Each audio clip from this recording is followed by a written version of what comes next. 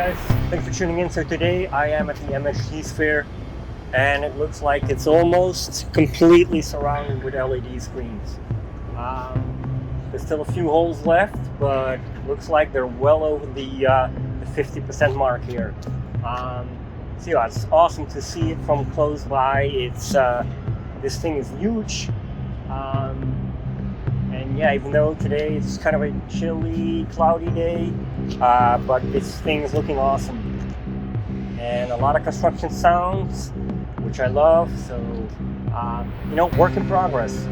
And, they might make it, until November 2023 when the F1 arrives here. So, yeah, cool to see you. So, thanks for tuning in. So please like and subscribe if you enjoy these kinds of videos, and see you in the next one. Thank you.